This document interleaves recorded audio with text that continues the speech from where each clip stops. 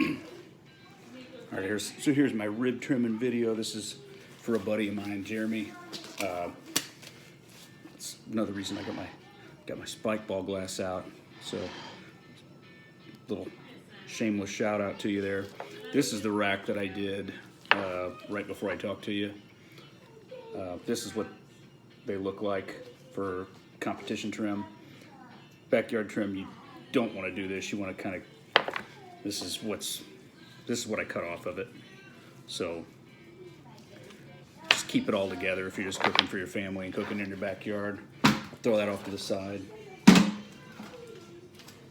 This, zoom in on that there, that's a Compart Duroc. That's the brand that I like to use in contests. You can see the marbling. Lots of good marbling, lots of good fat on this thing. These are pretty expensive, so you wouldn't need to use these to do a good rib cook at home. But for home, supermarket stuff's good. If you can get Smithfield, it's fine. Smithfield is kind of on its way out, but you might be able to find it at Walmart. Costco's got good ribs too. I've had good luck at Schnucks Markets, so however you want, but Smithfield's still out there, so I just like to open them up first. As you can see, that's pretty good marbling there. There's kind of a packaging line that runs down that'll come out, but don't worry about that. So what I like to do first before I do anything, before I even take this membrane off the back, that's the easy part. For backyard, I'll go ahead and do that first. Best way to do that is get a paper towel.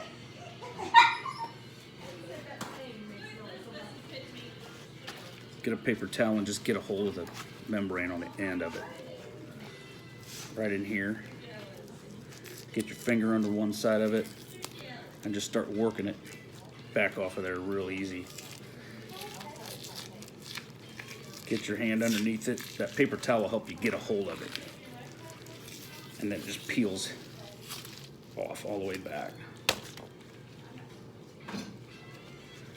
And there might be a little bit left on here. As long as you get most of it off, you're gonna be all right.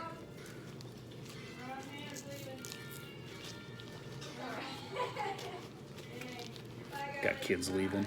Bye, Hannah.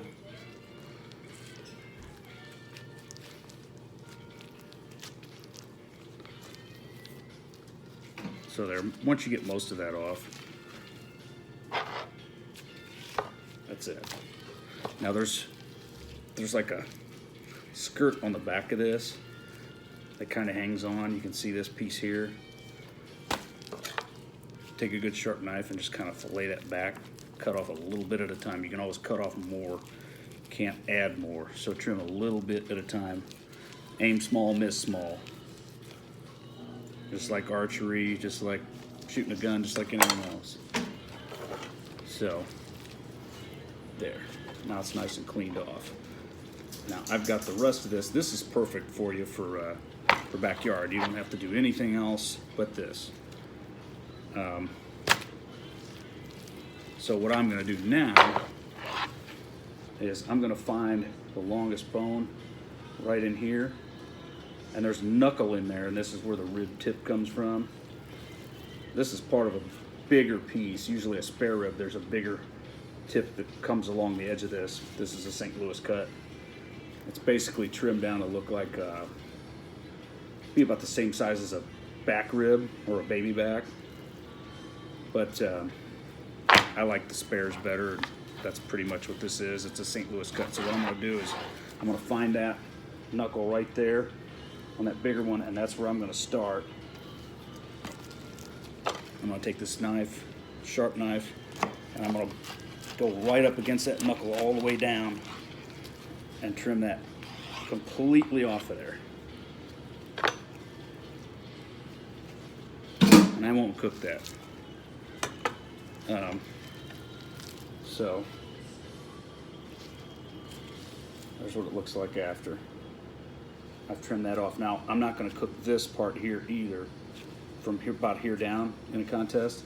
A lot of guys will take this first rib off. Some of them will take the first two off. I don't do that because I can use these to taste, and they'll still fit on the grill. This fat piece here, I'm gonna take that off.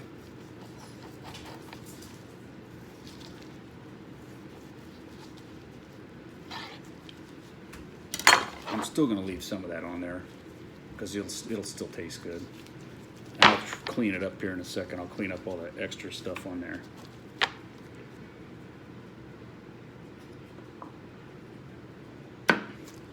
Oh my God, double IPA. That's strong. Now there's some heavy fat right here. I'm gonna trim that down a little bit, but I don't wanna do it too much because I don't want shiners. And shiners is when you can see the bone through the meat. You just kind of want to razor thin take off a little bit.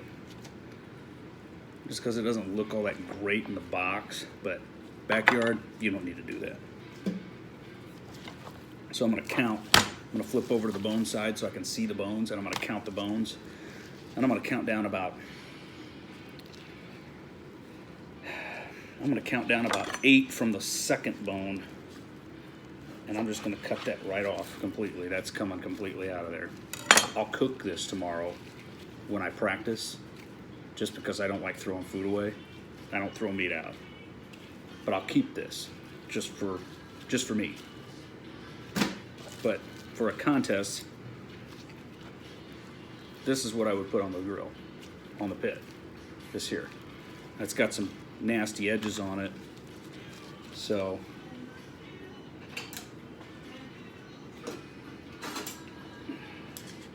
I'm going to take my scissors, and I don't like sharp edges like this.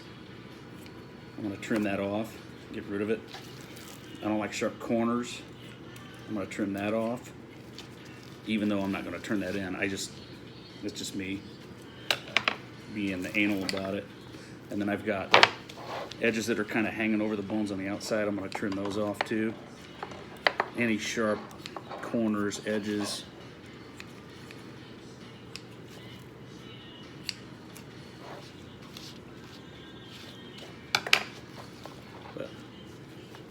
There it is. That's what I'm going to cook, and I'm looking for turn-in pieces for the judges right here in this area. That's about it. So, hope that helps for you for your backyard cook.